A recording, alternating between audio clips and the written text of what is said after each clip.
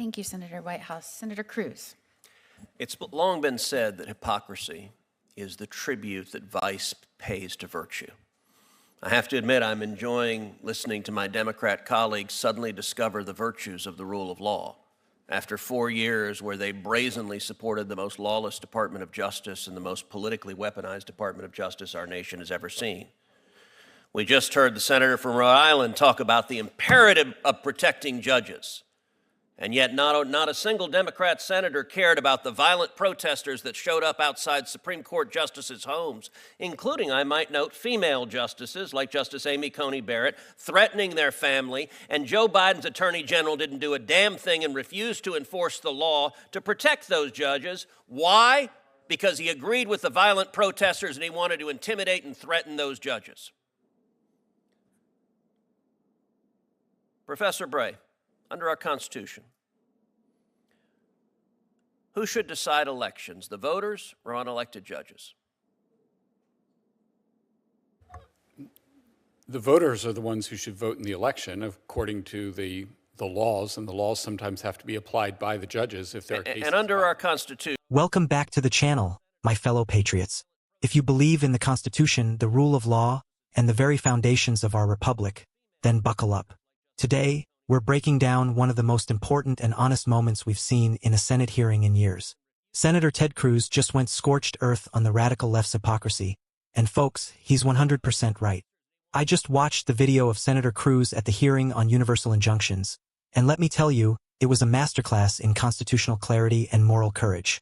For those of you who missed it, Ted Cruz called out the Democrats, point blank, for their rank hypocrisy. They spent 4 years under Trump whining about the rule of law. Yet now, under Biden, they're the first to trample it whenever it suits their political agenda. Right there. Let that sink in. It sounds shocking. But is it wrong? Not in the slightest. We're watching the systematic abuse of the judiciary to override the will of the people. The left is using rogue judges to impose their radical policies because they can't win those battles through elections. That, my friends, is not democracy. That's tyranny in a black robe. Let's talk about these so-called nationwide injunctions. What are they? It's when a single federal judge, not elected, not accountable, blocks a law or executive order for the entire country. That means one person can override the votes and voices of hundreds of millions of Americans.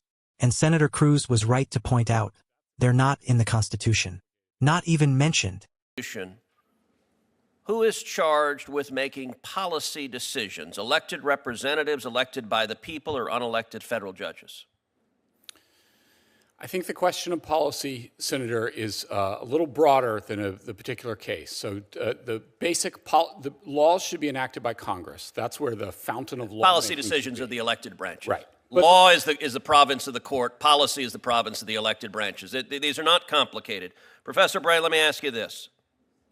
Do the federal courts have power to issue remedies for people who are not parties to a case? That's a question I agree is not complicated. They do not have that power. Is the phrase nationwide injunction or universal injunction found anywhere in the Constitution? It is not. First chart. In the first 150 years of our republic, how many nationwide injunctions were issued? My view is that there were not any until 1963. 0.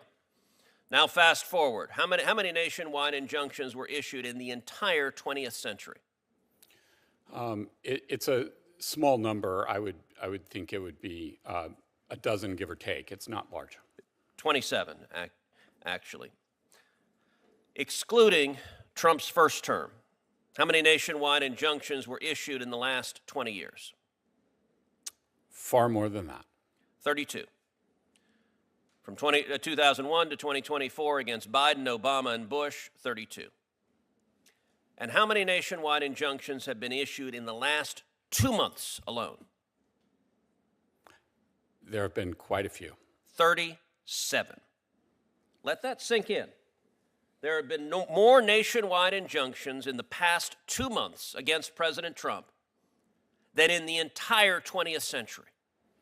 There have been more nationwide injunctions against President Trump in the last 2 months than both terms of George W. Bush, both terms of Barack Obama, and Joe Biden's term. We saw during the Biden presidency lawfare, indicting President Trump 4 times, using the machinery of justice to attack him, and that was an attack on democracy, because Democrats today hate democracy. Democrats today are angry at the voters for re-electing Donald Trump and electing a Republican Senate and a Republican House, and they engaged in lawfare to stop democracy from operating. Understand, this is the second phase of lawfare. Second chart. This is the second phase of lawfare.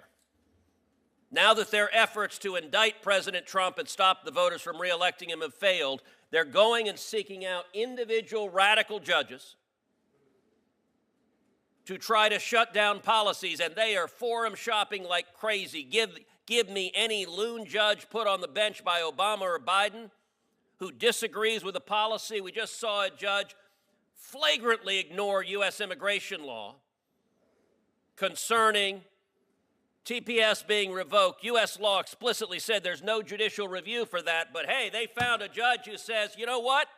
We, the Democrat Party, we are the party of illegal aliens. We are the party of murderers and rapists and gang members, and the Democrat Party exists here to fight to keep murderers and rapists and gang members in your communities. There's a reason the Democrat Party is at 26% approval nationwide, because they put radical policies ahead of rule of law.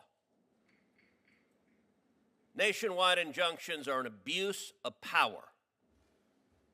It is the judiciary acting as policy deciders, and it is incumbent on this committee and this body to rein in the abuse of power from these unelected radical judges who are trying to overturn the election because they disagree with what the voters decided. Thank you, Senator Cruz. Senator Klobuchar. Now, let's look at the numbers.